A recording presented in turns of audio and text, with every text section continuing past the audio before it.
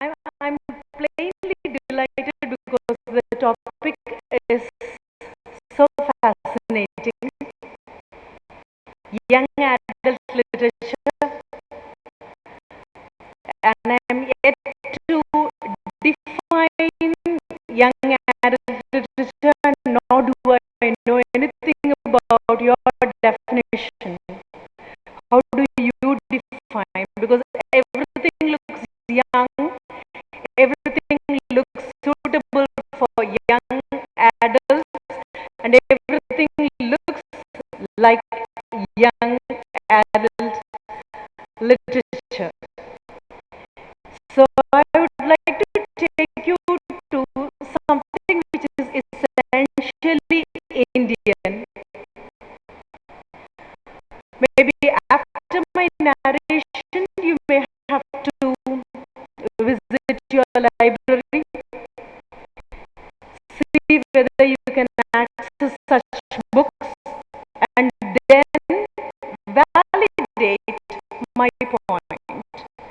So do not take anything just because I have said. You have to put it to acid test, verify, and if you have an opinion, fortunately, within quotation, if you have your own opinion, you're most welcome to have it, because having an idea, having an opinion, having a philosophy is a matter of affordability. If you can afford it, you're most welcome to have it. I would like to take you to Kathopanishad first. Take Nachiketas from there and bring him closer to somebody whom you are very familiar with, Harry Potter. Right?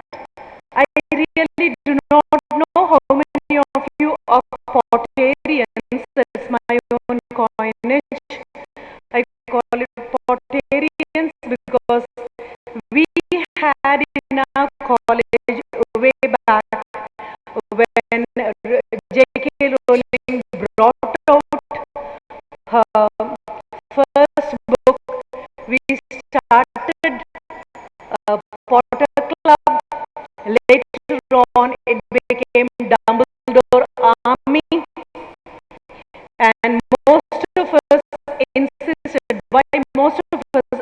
Every one of us wanted to be a Gryffindor. Certainly not a Slytherin. Nowhere near Ravenclaw, Hufflepuff.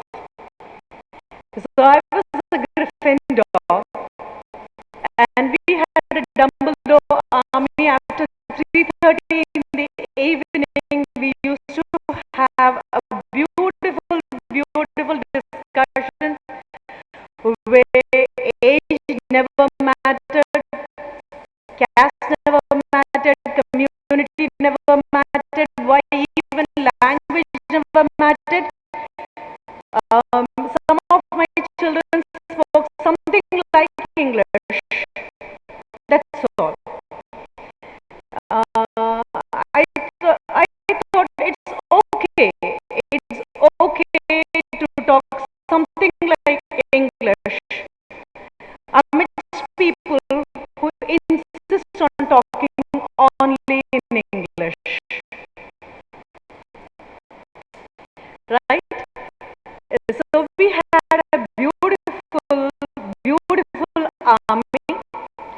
Now I just would like to compare how what you consider to be extremely old, like Kathopanishad, to stay so close to your Harry Potter, why even to your Spider-Man, even to of course your Aslan.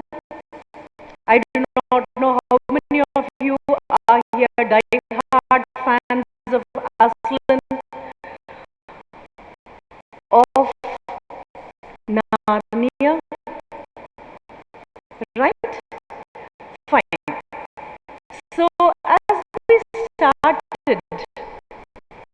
Uh, Again, way back in my own club also, we started analyzing what Kathopanishad has got to say.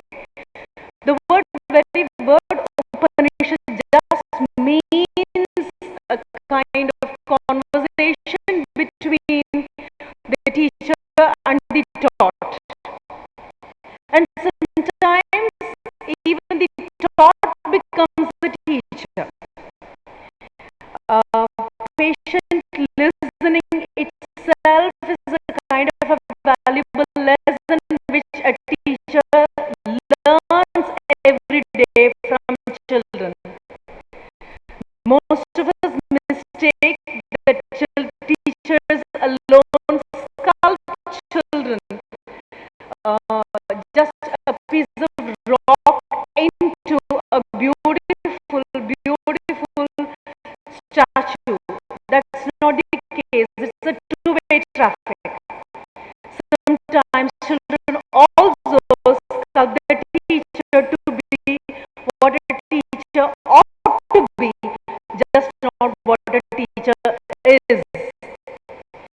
So this kind of Upanishad, it just means conversation between two people, the teacher and the taught, or two people, yes, but it is sitting by the side of a teacher, asking millions of questions, and the teacher gives an answer, or sometimes gives an answer with the definite article, right?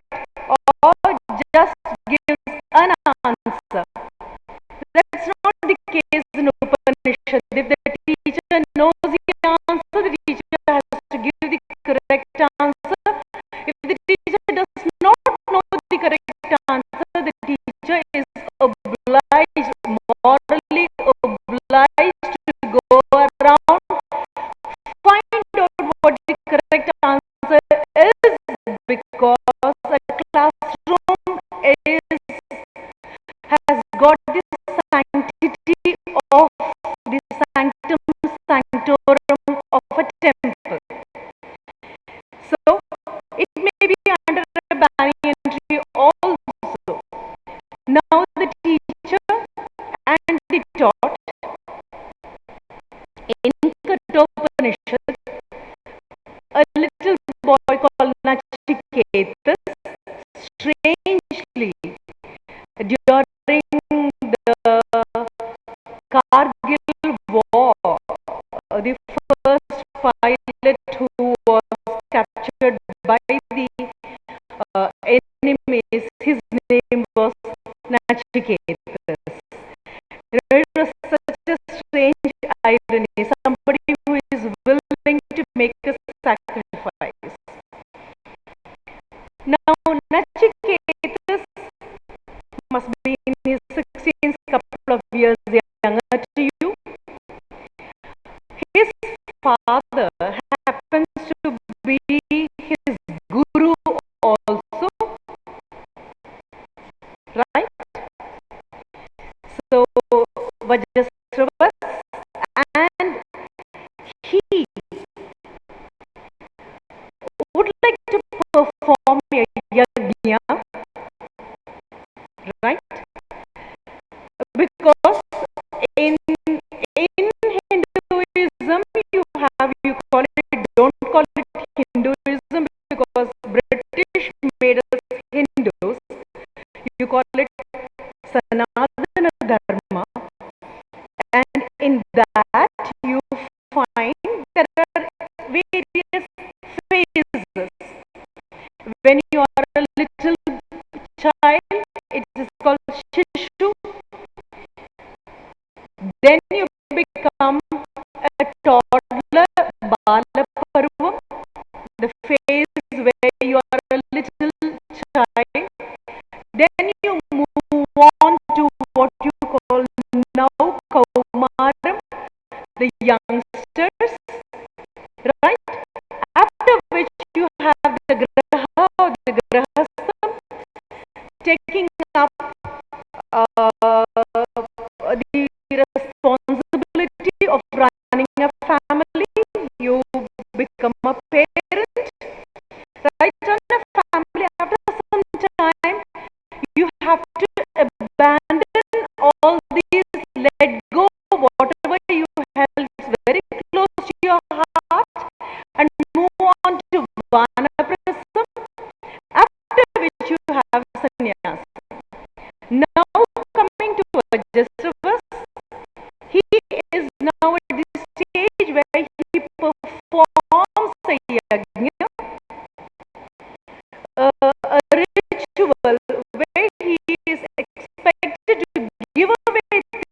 are very, very close to his heart.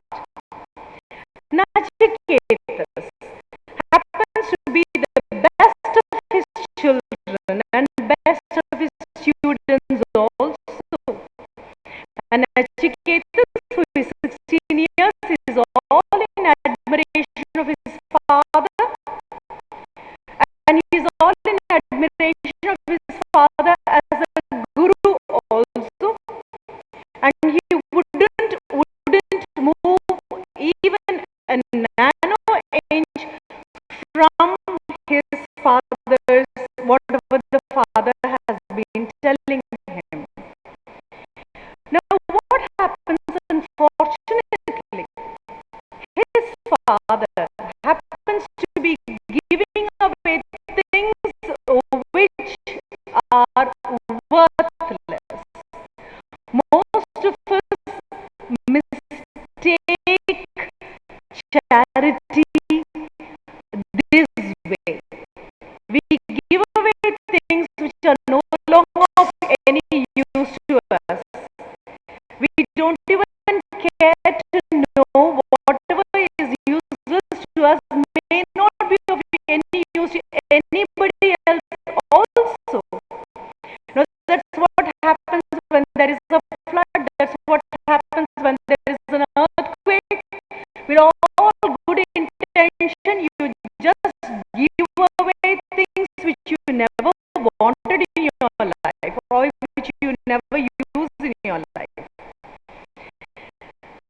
But that's exactly what happens here in Kathopanishad also. The father gives away cattle because cattle happens to be the symbol of wealth, and that's exactly why even Thiruvalluvar calls it Madu. Madu means selvam, riches,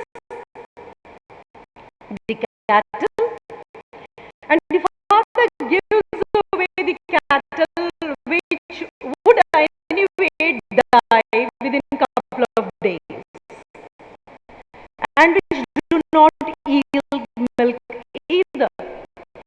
Now, what happens as the father keeps giving, the little boy is feeling extremely embarrassed, and understand embarrassment is the subtlest kind of pain anybody can undergo.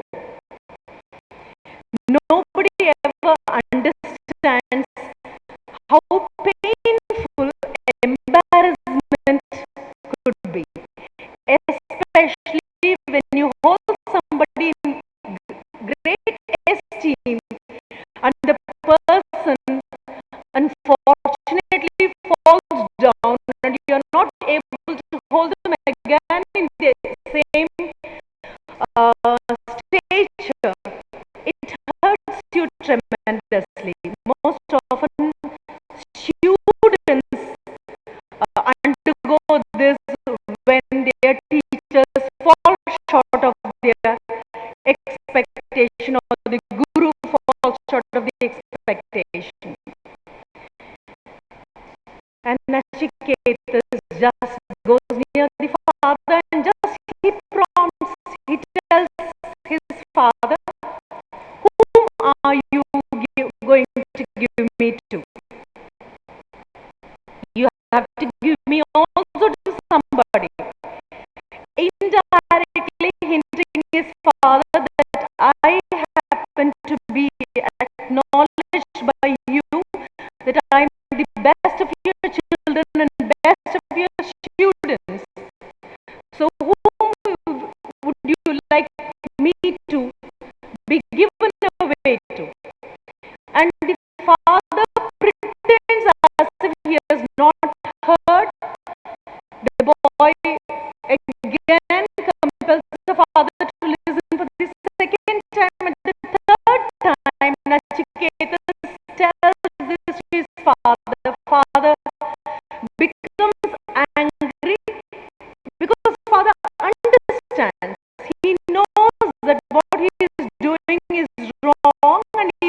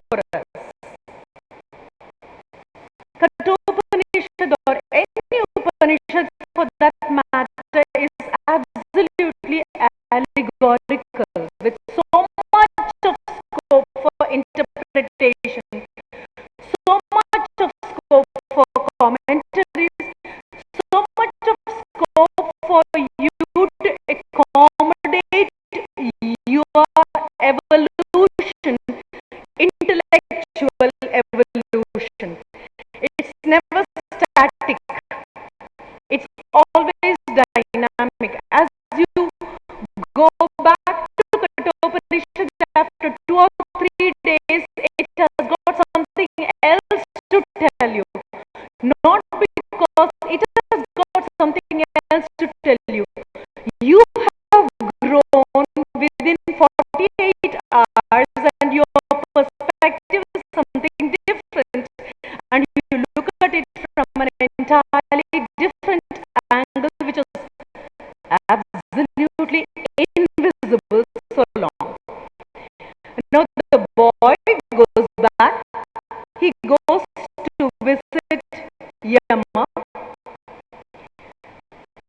and he waits, say, for 3 days,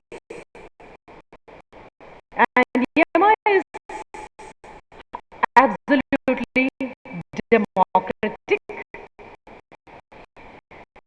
Yama is the only person who is very democratic, or 100% democratic. Death is 100% democratic. There is no difference in your caste or community or race or your intellectual superiority or inferiority or whatever it is, whatever may be a kind of an invisible wall that grows between you and the other. Once a boy waits there, death is really, really overwhelmed with emotion looking at this boy who is a Tejasvi, who is full of brilliance that he has got out of intelligence, understanding, compassion. So death comes to him and tells him, actually, I visit people. This is the first time somebody has come visiting me. So I'll give you 3 boons and you're most welcome to ask.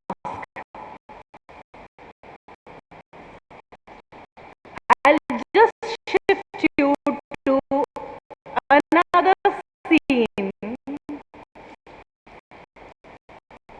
It is Hogwarts. You have the sorting hat,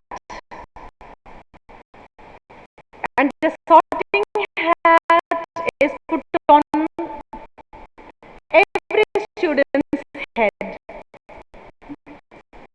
and the hat just looks into your brain, and you can visualize a beautiful scene, and it murmurs under breath in a voice which is audible only to you, and it wonders to which group you should be put into. Again, life is full of choices, and moral literacy makes you, compels you to take the right choice. Now coming back to Nachiketas once again, he is given 3 boons, and the first one is, you may ask anything, any 16-year-old. You are given a boon and you have to ask for anything. That's all. You've got a long catalog of unending wishes, and you may offer the best among the best. But this little boy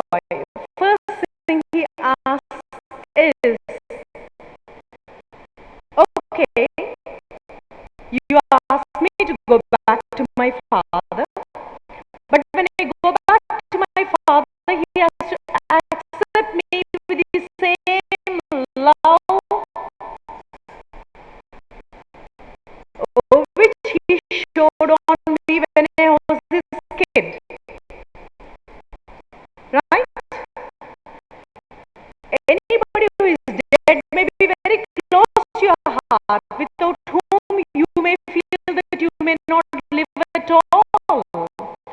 But yet, if the dead were to come back alive, how many of us will accept them with love and without fear or repulsion? It is a very, very difficult question. Here is Nachiketas asking for the first boon. Give me the boon that when I go back to my father, he has to accept me and love me as intensely as he used to love me, without any fear or revulsion that I have visited death and come back. Death is really taken aback because it never expected this kind of a boon to be asked from a little boy, by a little boy, hardly 16 years. So the giver of the boon is now, he decides to be very guarded. He has just given away 3. Now he is very worried because he doesn't know what the next question will be. So the first one granted, you go back to your father, he will Nachiketas this. Your father Vajrasavas will accept you with the same love. Second one, the boy just draws closer to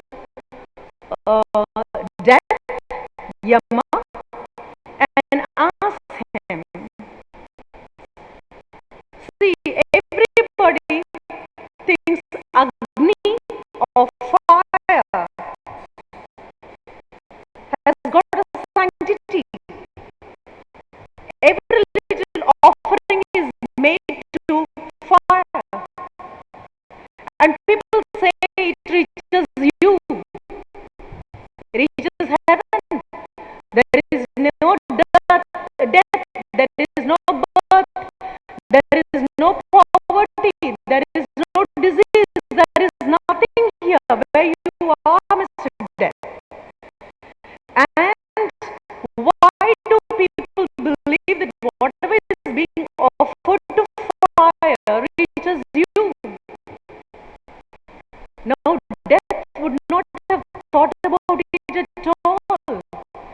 Again, children, please remember, the most brilliant answer comes from the most challenging question. Blessed are the teachers who have children who ask them challenging questions and keep them ticking. Blessed are the teachers. Now, Yama or death is a blessed teacher. Here is a child who challenges him. And now Yama has not rehearsed it at all. It is out of syllabus. He has never been prepared for this kind of question. And he immediately says, fire of all the elements, of the 5 elements, fire is a purifier. You can pollute water, you can pollute air, you can pollute earth. Why we have been successful in polluting even space with whatever spaceship you send and which gets deactivated after some time. But fire can never be polluted. Fire is a purifier, and that's exactly why you have your conscience which keeps on burning you down and not allowing you to have peaceful sleep whenever you go wrong. Fire is a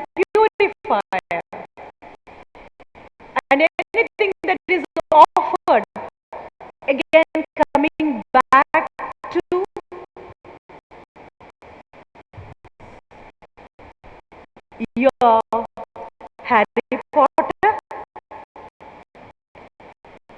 anything thrown, any fraudulence or any kind of lie that is put into the cauldron of fire will have to be thrown back. Right? It's again cauldron of fire which symbolizes your integrity, your solidarity, your honesty, the best of all your values. So if you are underage, immediately it will be thrown away. Now coming back once again, Nachiketas asked this question and the teacher Death is so very happy, so very happy to have at last got a child who could bring out the best answer from him. And he says, Nachiketas, I bless you. Wherever this particular Agni is lit for a holy purpose, let it be called Nachiketa Agni, named after you. It will be called Nachiketa Agni. Okay, fine. And now for the third one. And the teacher is really, really scared because he doesn't know what the third boon will be, the third question will be. The boy is already warmed up. Remember, 12 to 20 is the most beautiful time in your life. We talk about Vivekananda, and Vivekananda called Kathopanishad the most brilliant Upanishad, and he was all in fascination of this little boy Nachiketas. We all quote Vivekananda. We say rather Vivekananda asked for 10 young men with the help of whom he can change the destiny of a nation. He did not just like that randomly ask for 10 men, irresponsible, 10 men who are not curious, 10 men or 10 young people who have no sense of responsibility at all. He qualified the request. He said, I would appreciate 10 young men who are as passionate as Nachiketas, so that I can change the destiny of the country. Now coming to the third one. The third question happens to be, smilingly the little 16-year-old asks Yamma, who are you? Right? And remember, the third answer for Kathopanishad happens to be the seed of Gitopanishad. Your Bhagavad Gita is otherwise called Gitopanishad plainly because that is again a teacher and a taught. You have Krishna and Arjuna. Questions are being shot out and you find Krishna being compelled to give an answer. Now, Death immediately apologizes and says, you ask me for anything.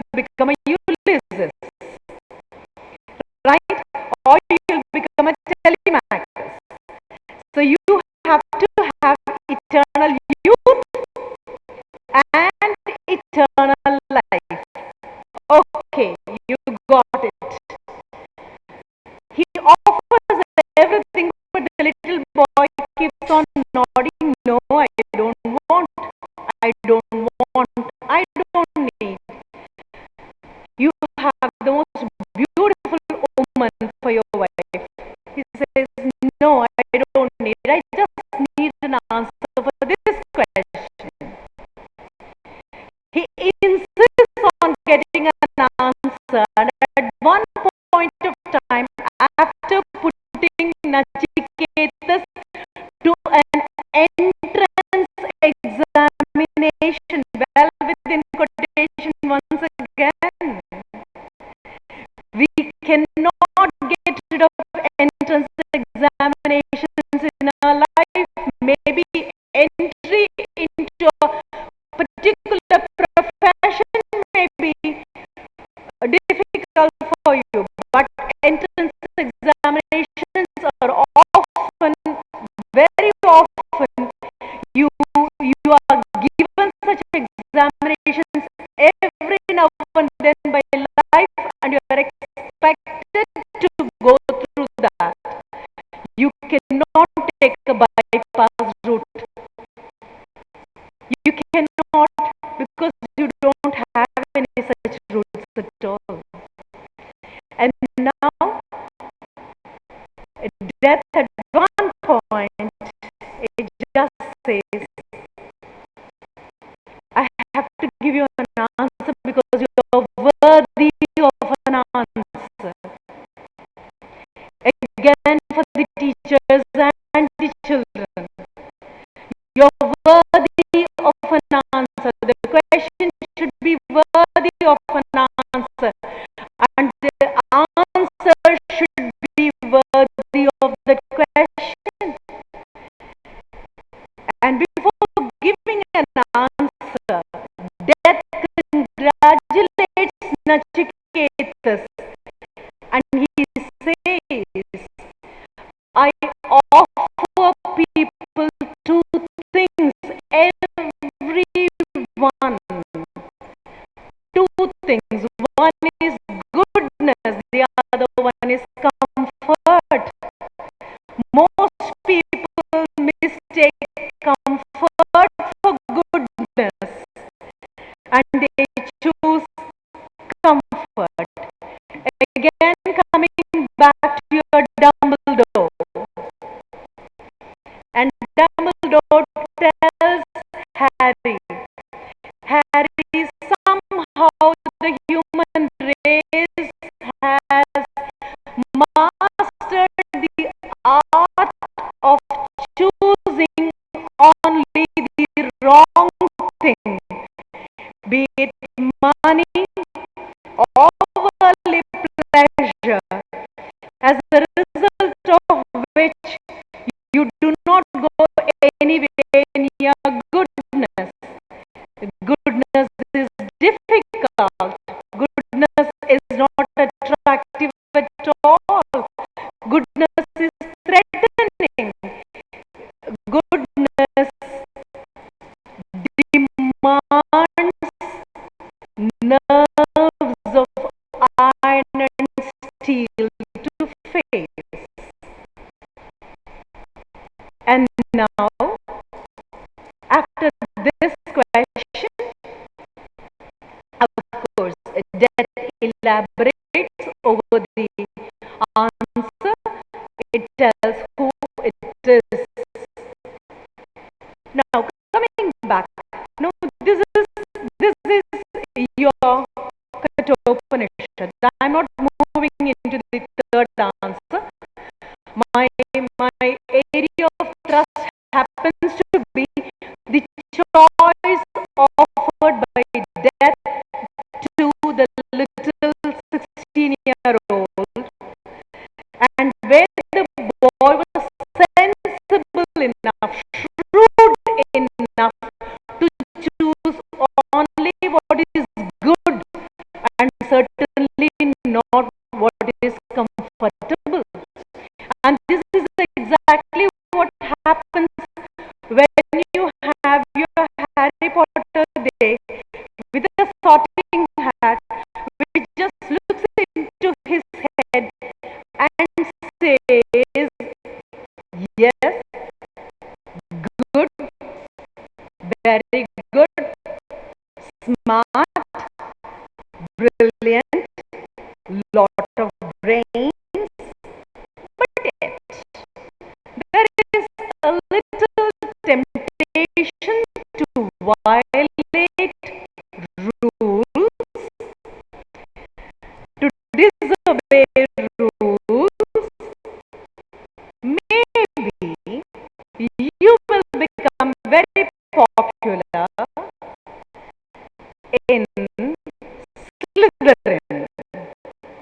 and immediately you will find Harry.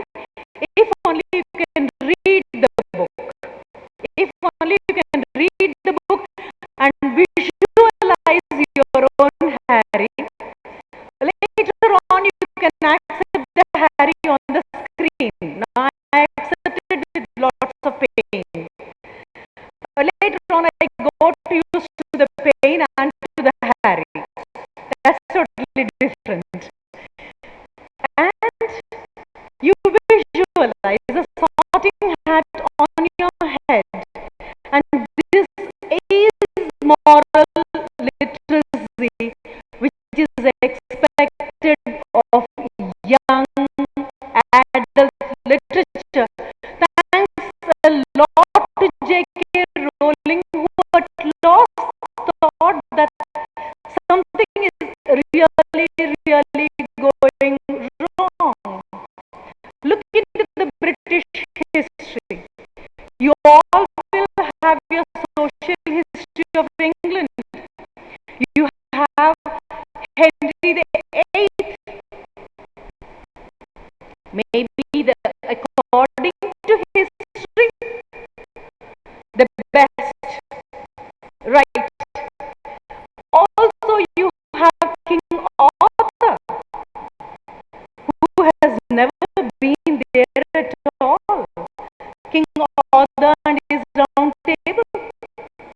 Just ask any father of an adolescent child, whom will he show between these two as a role model? Certainly not Henry the Eighth. Certainly not Henry the Eighth.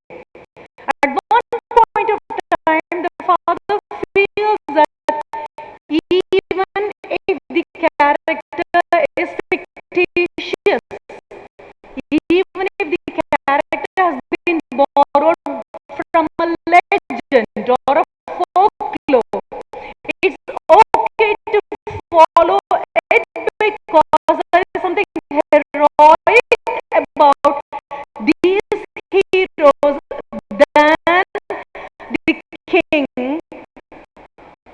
whom of course history calls him a hero. And again, when I was preparing for this, I went through certain articles where I came upon very interesting anecdotes. There was a survey made in England asking how many people believe in Sherlock Holmes and how many people believe that Churchill did live. 75% of the British population believed that Sherlock Holmes did live.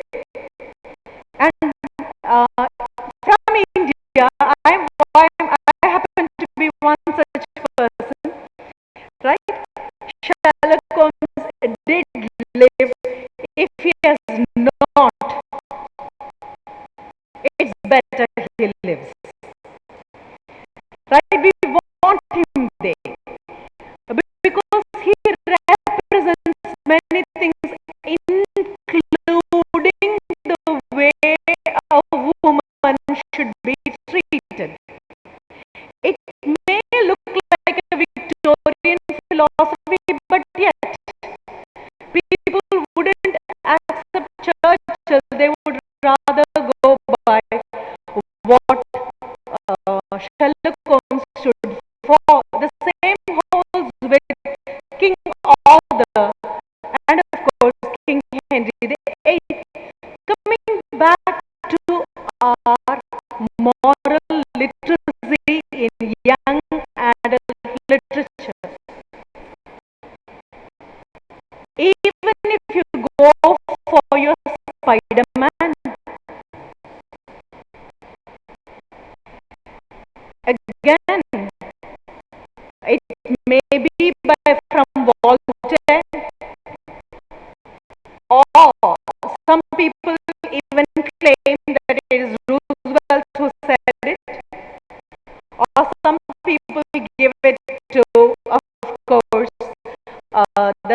Spider-Man's young, I mean, the young boy's uncle, I think it's Ben,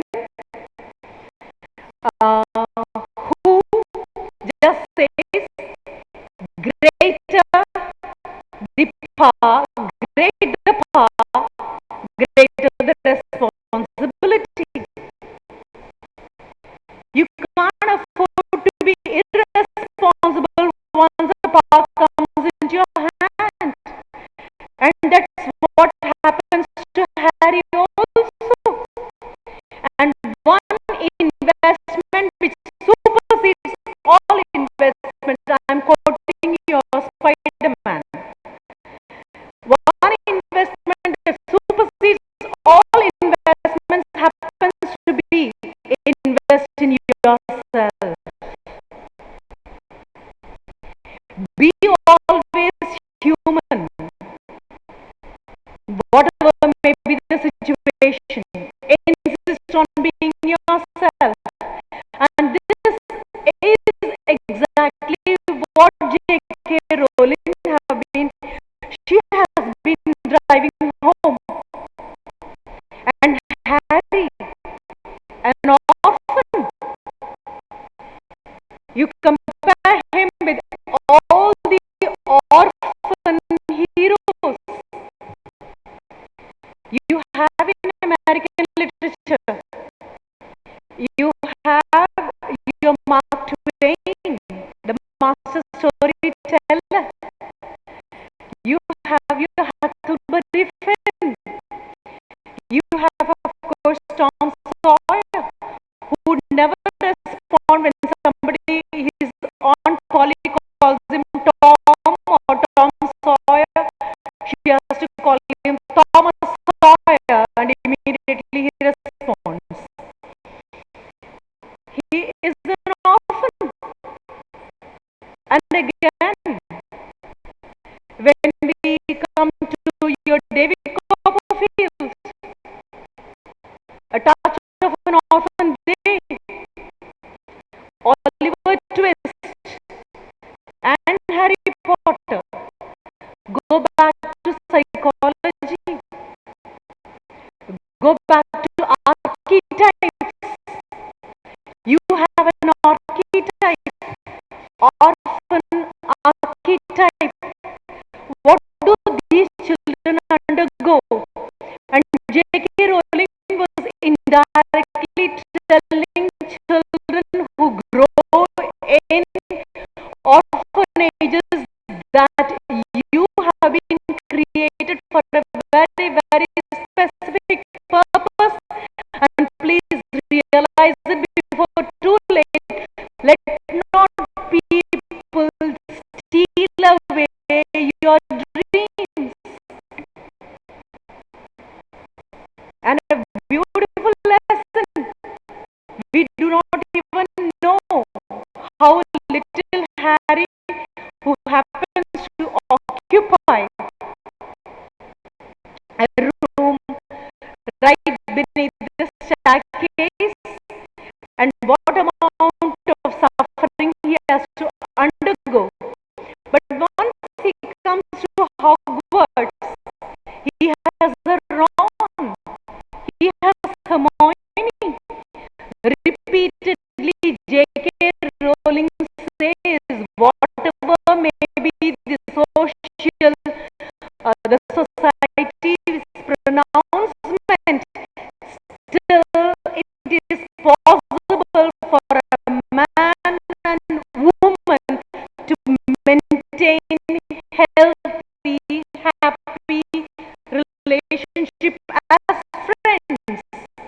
Thanks a lot to Hermione. Thanks a lot to Harry Potter.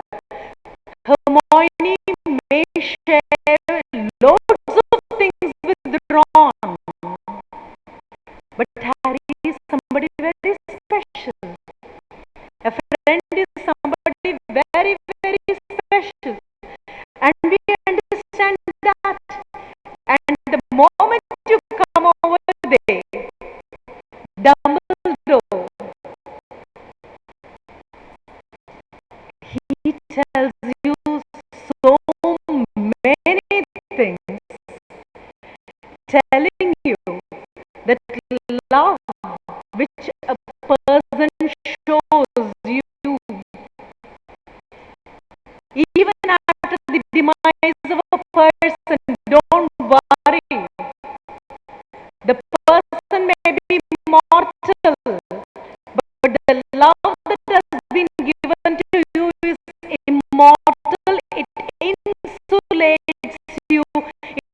buffers you against all odds, and is exactly what you learn from the first book, right?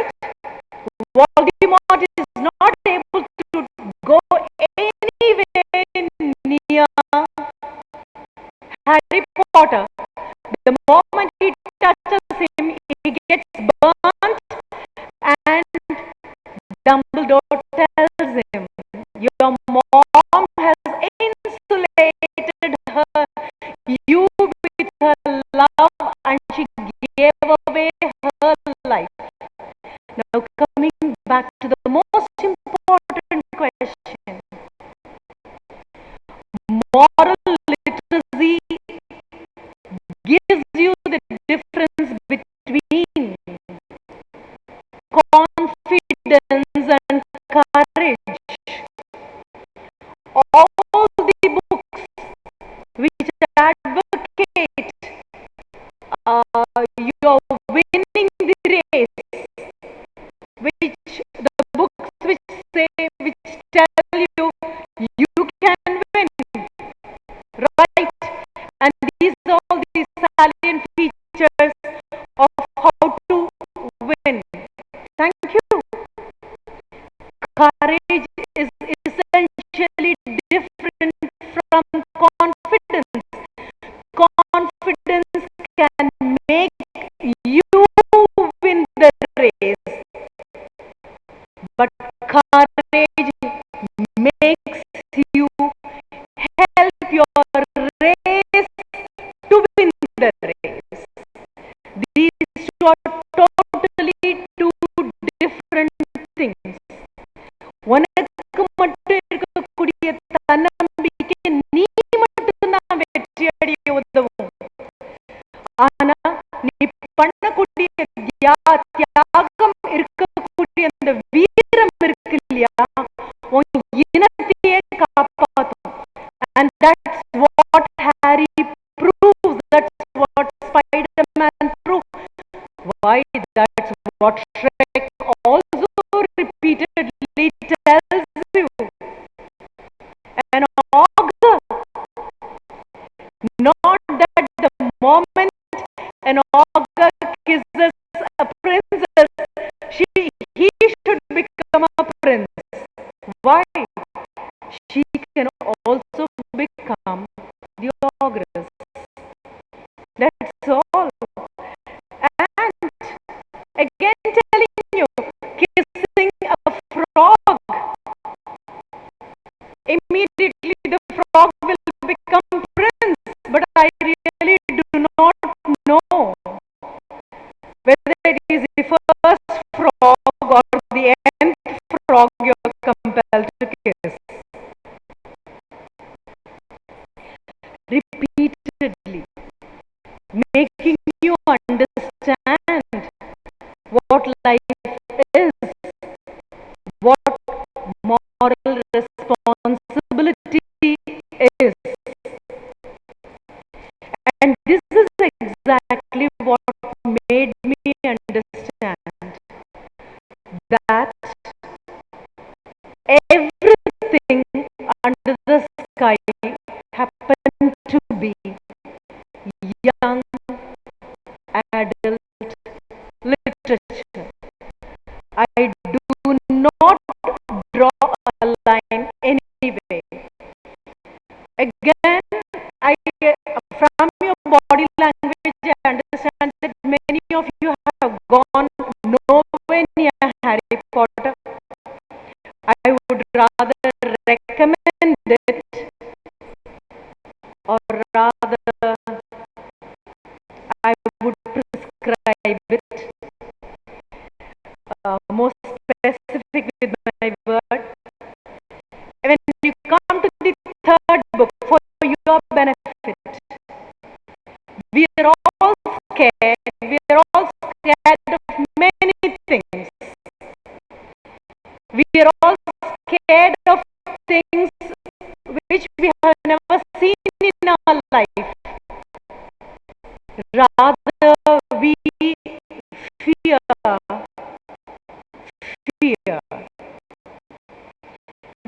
fear, fear. The second fear is all in capitals within quotation and duly underlined. Now this is what happens. You have a professor.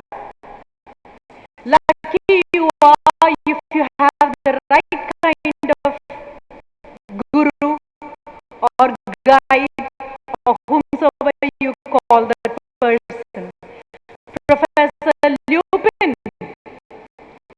and he comes over there and he becomes the professor for defense against dark arts. The children are so morbidly scared of dark arts. But this is a school for magic, and they have to know how to summon a patroness. They have to know all these spells. They have to fend and defend and offend.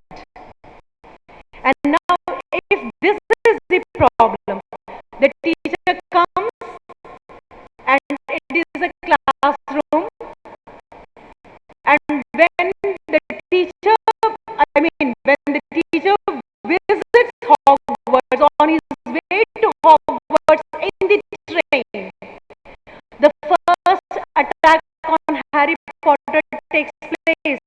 Such attacks frequent us also.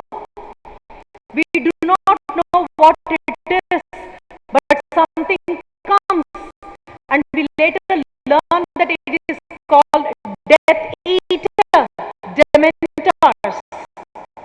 And the Death Eater, what does it do? It sucks away the vitality from you, all hope from you, faith from you, happiness from you. Remember, you do come upon such people in real life. People whom you meet for the first time, and when they go away, they would have taken every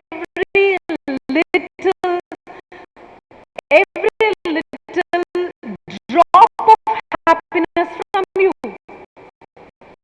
Maybe J.K. Rowling tells you, shun such people like epidemic. Move away from people who have nothing but negative energy. And the Dementor sucks away from Harry Potter, and he can hear his mom screaming. At that moment, when he is about to faint, comes the real teacher. Professor Lupin offers him a huge chunk of chocolate, asks him to shove it in, gulp it down, because chocolate it really would make children happy. Eat it. A real lifetime lesson. Whenever you are threatened by something unhealthy, unpleasant, sickening, distressing, disappointing you, please have in your hand something very beautiful, which would help you to resurrect your self. Now, coming back to the classroom, Professor Lupin is standing there with a magic wand. Remember, we all have a magic wand. The magic wand of courage, self-confidence, faith, trust. You call it by anything that falls into moral literacy, ethics and value. Have it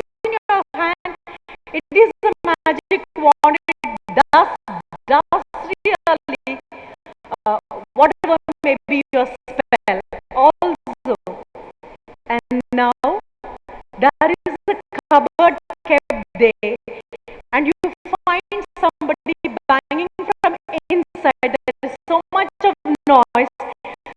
All the children stand in one long queue. Professor Lupin stands there, and he asks them what is inside the cupboard. And of course, the know-all of the class, Hermione, she immediately tells they are shapeshifters, they are bogarts. So children, once again, life is a bogart. Life is a shapeshifter. If you're scared of something, life takes the shape of what you're most scared of, scares you. And the only thing you can do is, with faith in your hand, with trust in your hand, with confidence in your hand, and courage in your hand, all you have to do is laugh at life and say ridiculous, so that it will just disintegrate all your unhappiness will evaporate. And now Professor Lupin says, I'm going to open the door of this closet, and what had come out? First stands Ron, and Ron is suffering from arachnophobia. He is scared of spiders, so very scared of spiders, even most of us are, right? But at least he has the courage to articulate his fear. We are worse than him because we never speak out of fear. Ron stands there, and once the doors are open, immediately some kind of a vapor comes and it solidifies into a huge giant of a spider, hairy legs, and with rolling eyes it starts moving. He is frozen, he is stupefied, if I can use the spell. He is stupefied, he is stunned, and he is not able to move at all. And here comes Professor Lupin's words into his eyes. Say ridiculous, say ridiculous, and think of something. Right? Immediately, he just wags the wand and says ridiculous and moves away. Next stands Neville Longbottom, and he is scared of one of the professors, like most of us are scared of certain professors, right? And immediately it would take the shape of Professor Snape. Professor Lupin stands there and asks him to say ridiculous. Maybe when I read it for the first time or the second time, it would never strike me at all. As I told you, like a Kathopanishad, when you go to it again and again, you fathom the unfathomable, or the meanings which you have never yet understood.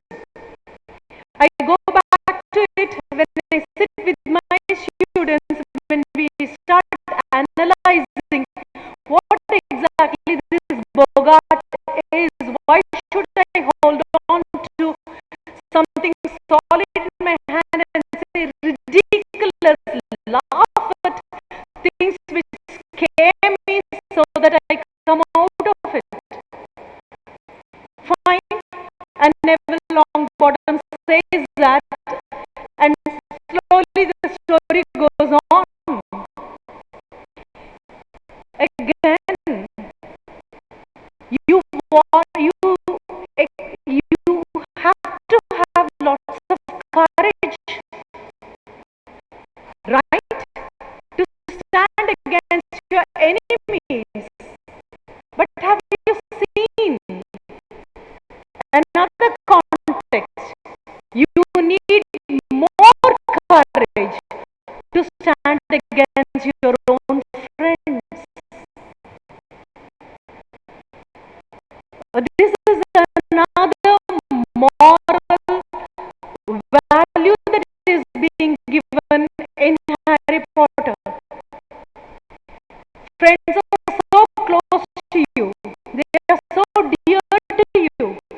As a result of which you turn myopic. You become short-sighted to their fault. You are not able to detect it at all. But here in Harry Potter, towards the end of the first novel, what happens? The three children, Ron, Hermione, and of course Harry Potter, they have to necessarily violate the basic rule of Hogwarts. And Neville Longbottom stands against them. He is a very close friend of theirs, but yet he says what you are doing is wrong. Fine, they have to stupefy him and they run away and have their work done. Towards the end, there is a huge feast. All the houses are willing, all the houses are ready to get their scope. So Slytherin and Gryffindor, they are on par with each other. At that point, we have a Dumbledore, the headmaster, who stands tall and powerful. He just says, I have to give 5 more points to Gryffindor, specifically for what the courage shown by Neville Longbottom, and then he goes on for the quotable quote. You need, of course, courage to stand against your enemies, but you need greater courage to stand against your own friends when they move away or falter from the path of goodness. And another beautiful character is Sirius Black. Again, another beautiful character. And of course, along with Voldemort, if somebody has been intensely hated, it is Dolores Umbridge. Right? Again, who becomes a teacher who again casts a very deep scar like Voldemort on the skin of Harry Potter. There is the godfather of Harry Potter. He is Sirius Black. This is one quotation which I have heard not from Sirius Black but from Mahatma Gandhi himself. If anybody remembers that particular movie, Munna Bhai, Part 1, where Bapuji will give answer to all questions. You have a Munna Bhai and he is Bapuji and he has to give answer to all possible queries through FM. And one such question is, Bapu, my father has looked out for a man and he wants me to assess how good he will be as my husband. So I have been invited to a restaurant. So how do I understand? Immediately the reply comes, Bapuji says, just observe the man and see how he treats his inferiors.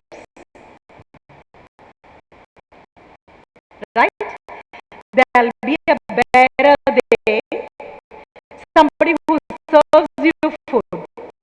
Just observe this man and see how he treats people, not his equal, not his superior, because we have our own mask and we wear the mask when you treat your equal, when you treat your superior, but you are totally unmasked when you treat your inferior.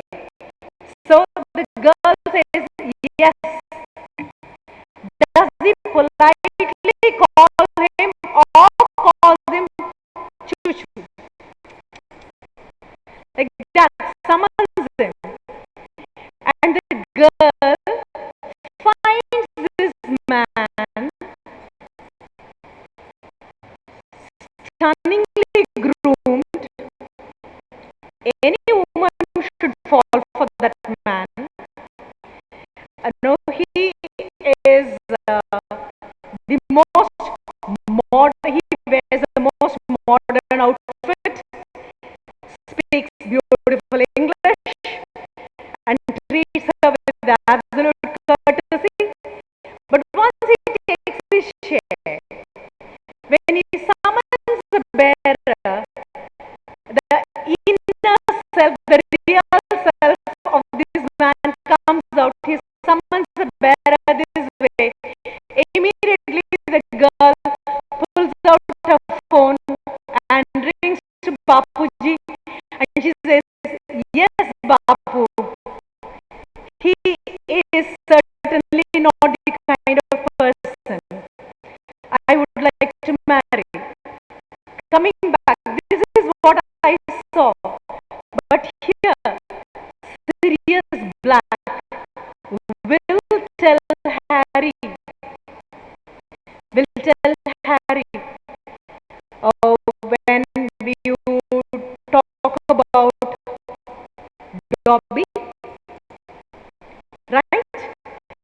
He will tell Harry, if you want to understand what a real man is, observe him, not why he is treating his equals, when he is treating his inferiors. You just take it as a challenge. Go around. People whom you hold in high esteem, people whom you look upon as people of values, just look around and see how they treat people who cannot challenge them, people who cannot retort, people who cannot pay them back in their own coin, people who are in superior. See how they treat inferior. inferiors, and then you will understand the real person inside and how the person has conveniently camouflaged himself or herself with pseudo values. And yet again, the request is Mahabharata is young adult literature because all valuable lessons Rama learns not during his childhood or babyhood. All valuable lessons are learned only when he moves into the adolescent age or the young adult age. The same holds good with Mahabharata also. You have your Arjuna, fine, you have Abhimanyu, and I do not know how many of you know of a character called Aravan. In Coimbatore, you have a festival called Aravan Pandige, which is celebrated near Singanallur, right? Which is meant for the transgenders. A huge lesson. And Aravan happens to be the symbol of sacrifice. As I told you, the difference between confidence and courage. Confidence, you just sit and decide how you have to win the race. Courage makes you sacrifice yourself. You don't even think of martyrdom, but you become a martyr. You know you're going to sacrifice yourself. Aravan was made a kind of, you call them a Kalabali, a person who was sacrificed before the Kurukshetra war began. And that gives you the difference between confidence and courage. And Spider-Man has courage. Shrek has got courage. Your Batman or Superman or whomsoever you call, he has got courage. Aravan has got courage, right?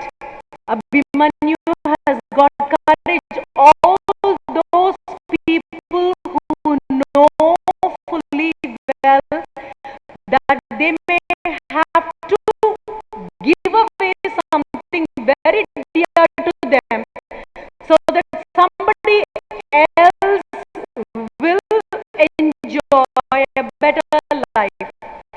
That person happens to be a leader, and those qualities alone make a leader. And Harry Potter emerges as a leader towards the end, a kind of a person who challenges everything. And I conclude, Voldemort so beautifully tells, do not pity the dead, pity the living, especially those who live without love, especially pity those people who do not, who live without love. the place where it started. Nachiketas, the first request he made was, when you send me back home, the first boon which I want, the topmost one, the ultimate one, is I should be accepted and loved by my Father. The rest of the things are just, you can live without them. Love is so very beautiful, and all these stories reveal that young adult literature does not come in a capsule form as young adult literature. Be it a fairy tale with seven dwarfs, you know how Snow White treats the seven dwarfs, right? So, racial discrimination, caste discrimination, linguistic discrimination, social discrimination, all these dissolve and evaporate when a young adult understands what moral literacy is being given to you as a boon. The raw material to construct a bridge is the same to construct a wall. Real moral literacy will tell the young adults that with empathy, believe in constructing bridges, emotional bridges, psychological bridges, social bridges, economic bridges, instead of walls. And that will bring me to your Mending Wall by Robert Frost. Please bring down all the walls because nature does not like it. Let us construct more and more of bridges. Thank you. Thank you ever so much. Thank you so much, ma'am. I just wanted to thank you. Maybe in future, before you clap, uh, in future, I do not know. I have been waiting for a candidate. Professor Raki should know of that. I was really, really waiting for a research candidate who will work on phantom, right? I do not know how many of you know the character called Phantom. I was waiting for somebody who will work on Lord of the Rings, We have Narnia, also. and Harry Potter. On comics, all these have got something very, very valuable. Your Quidditch game can teach you more things than what classroom can tell you. Right? So thank you, kid. Thank you ever Actually, so much. we have Thanks a lot. comics and Hobbit also. So Thank you. I think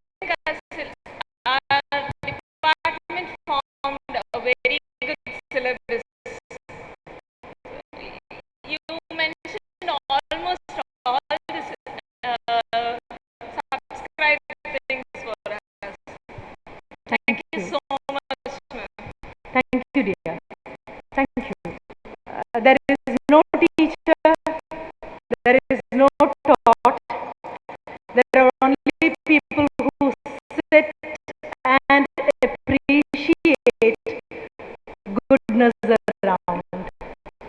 Maybe this is exactly what Upanishads keeps on telling. I'm from the same college, ma'am, where she has come from Krishna College. Yeah, that's better. You're from Krishna College. Ma'am, Okay. surprisingly, my paper today is also about Nachiketa and Satyakama, another character from Upanishad, ma'am.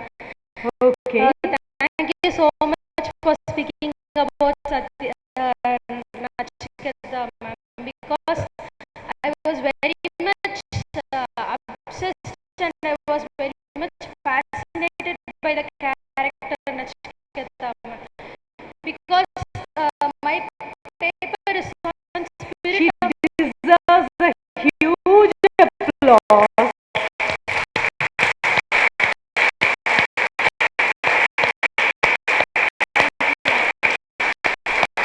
Thank you. Thank you. Thank you. Again, once again, thank you, Raki, for asking, insisting that I'm here. And thank you, Nehru Mahavidyalaya, for again inviting me. Good. thank you so much. What a moment when you come upon, what am I to say? My next generation, it stands up and says, I have taken Nachiketa and I have been influenced by him. I'll be very happy, ma'am, if I am your counterpart the next generation, ma'am. Thank you. Thank you. It shows that somehow we have smuggled, I use the right word, smuggled, because if we offer you, you don't even see what is being offered. Okay, it's almost like a mother who feeds the kid with whatever she wants the child to eat, without the child knowing what it really is. We have to smuggle it into you. I'm happy it has been successfully done. Thank you. Thanks a lot. Thank you. Thank The you. paper is about the spirit of inquiry in young adults, ma'am. Yes, spirit of inquiry in the younger generation. Thank you for insisting on that character, ma'am, because that character, everyone deserves to read the character. Being in India, it is a very, very universal character, ma'am. It is versatile. It could be applied to each and every young adult throughout the globe, and it's not restricted only to India. Thank you for speaking about So, Nachiketa. please pass my regards to your teachers, your parents, and anybody who, all those who influenced you to move towards Kathopanishad.